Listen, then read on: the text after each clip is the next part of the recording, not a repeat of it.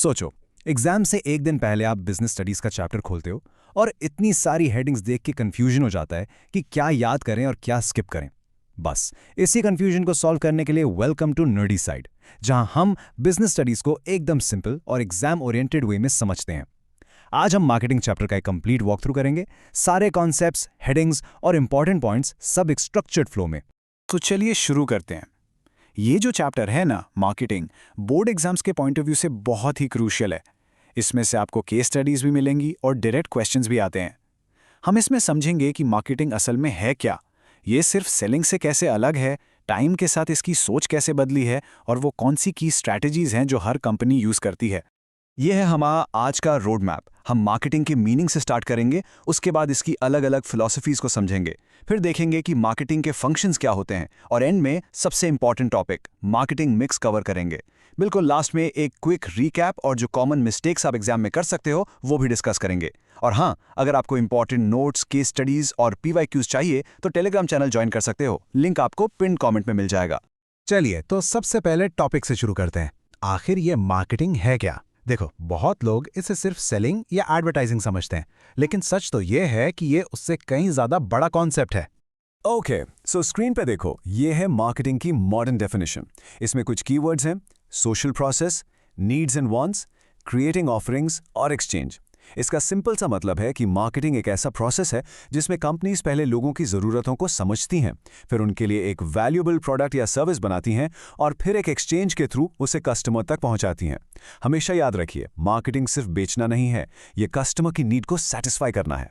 तो इसी से डेफिनेशन से ही मार्केटिंग के 3 मेन फीचर्स निकल कर आते हैं। सबसे पहला है नीड्स एंड वांट्स। मार्केटिंग का स्टार्टिंग पॉइंट ही कस्टमर की ज़रूरत को पहचानना है।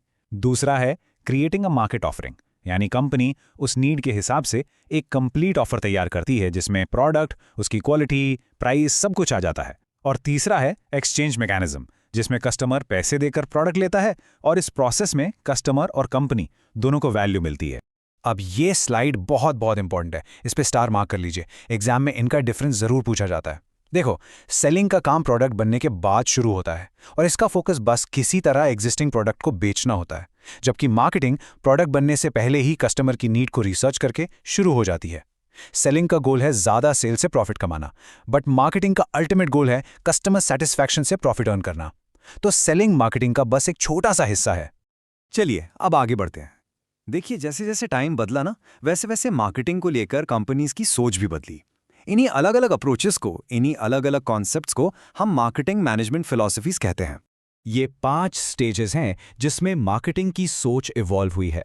शुरुआत हुई प्रोडक्शन कॉन्सेप्ट से, फिर फोकस शिफ्ट हुआ प्रोडक्ट पे, उसके बाद सेलिंग पे, फिर मार्केटिंग पे, और आज का जो सबसे लेटेस्ट कॉन्सेप्ट है वो है सोसाइटल मार्केटिंग कॉन्सेप्ट। चलिए इन सबको एक एक करके आराम से समझते हैं। ये टेबल इस पूरे टॉपिक को एकदम परफेक्टली समराइज कर देता है। ध्यान से देखिए, प्रोडक्शन कॉन्सेप्ट का फोकस था ज़्यादा से ज़्यादा क्वांटिटी प्रोड्यूस करना ताकि प्रोडक्ट सस्ता हो और हर जगह अवेलेबल हो। फिर आया प्रोडक्ट कॉन्सेप्ट, जिसमें फोकस क्वालिटी और फीचर्स पे आ गया कि भाई बेहतर प्रोडक्ट बनाओ, कस्टमर अपने आप खरीदेगा। उसके बाद आया सेलिंग कॉन्सेप्ट। इसमें सोचा गया कि कस्टमर अपने आप नहीं खरीदेगा, उसे अजीब अजीब तरीकों से अग्रेसिव सेलिंग से कन्विंस करना पड़ेगा। फिर आया मार्केटिंग कॉन्सेप्ट, जिसमें कस्टमर इज किंग वाली बात आई, यानी पहले नीड समझो फिर प्रोडक्ट बनाओ। और फाइनली सोसाइटल मार्केटिंग कॉन्सेप्ट, जो कहता है कि कस्टमर सेटिस्फैक्शन के साथ साथ सोसाइटी का भला भी सोचना जरूरी है। ओके, अब जब हमने मार्केटिंग का क्या और क्यों समझ लिया है, तो अब देखते हैं कि एक मार्केटर असल में करता क्या है, यानी what are the actual functions of marketing. एक मार्केटर का काम बहुत सारे होते हैं। फॉर एग्जाम्पल, सबसे पहले वो मार्केट से इन्फॉर्मेशन कलेक्ट करता है और उसे एनालाइज करता है ताकि कस्टमर की नीड्स पता चलें। फिर उसके बेसिस पर प्लानिंग करता है कि मार्केटिंग के ऑब्जेक्टिव्स क्या होंगे। इसके बाद प्रोडक्ट को डिज़ाइन और डेवलप करना, उसे एक ब्रांड का नाम देना, उसकी पैकेजिंग डिसाइड करना, प्राइस सेट करना और आखिर में उसे प्रमोट करना, ये सारे मार्केटिंग के ही इंपॉर्टेंट फंक्शंस हैं। वैसे समझ आ रहा है तो हाइप कर देना वीडियो को, इससे रीच बढ़ जाती है। चलिए अब आते हैं इस चैप्टर के सबसे इंपॉर्टेंट टॉपिक पर, जिसे हम कहते हैं द मार्केटिंग मिक्स।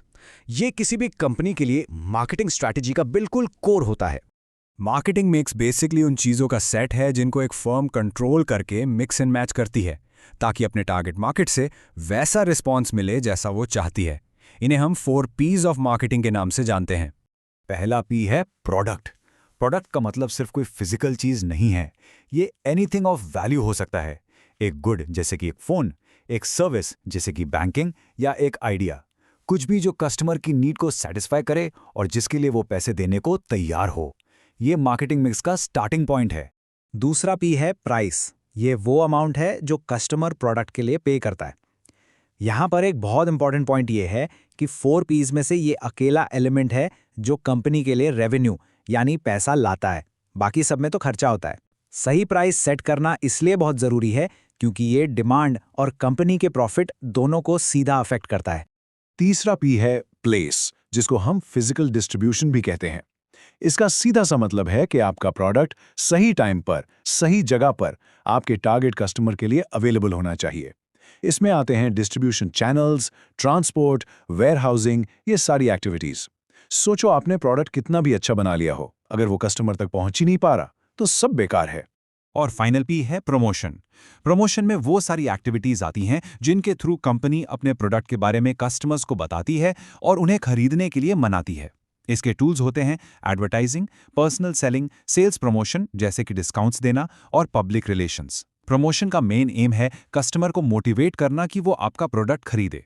जैसे कोका कोला का product, drink, price, MRP, place हर दुकान पे मिलना सब सेट है, लेकिन उनके एड्स, प्रमोशन ही तो उन्हें हमारे दिमाग में सबसे ऊपर रखते हैं।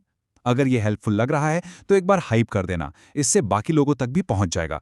चलिए, अब हम चैप्टर के एंड में आ गए हैं। यहाँ हम पूरे चैप्टर को जल्दी से समराइज करेंगे और उन कॉमन मिस्टेक्स पर फोकस करेंगे जो स्टूडेंट्स अक्सर एग्जाम्स में कर देते हैं, ताकि आपके मार्क्स ना कटें। देखो, सबसे बड़ी गलती होती है मार्केटिंग और सेलिंग को एक ही समझ लेना, जिसका डिफरेंस हमने डिटेल में कवर किया।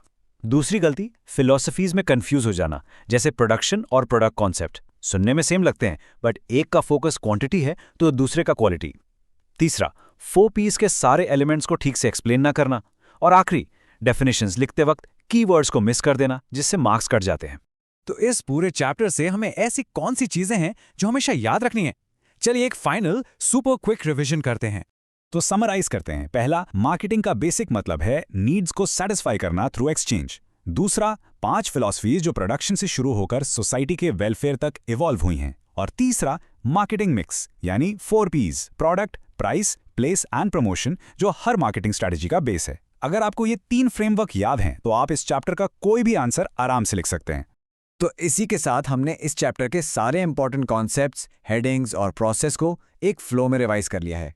अगर आपको इसके इंपॉर्टेंट नोट्स, केस स्टडीज और प्रैक्टिस क्वेश्चंस चाहिए तो टेलीग्राम चैनल जरूर ज्वाइन कर लेना, लिंक पिंड कमेंट में है। और अगर आपको बाकी चैप्टर्स भी इसी तरह रिवाइज करने हैं तो चैनल को फॉलो जरूर करें।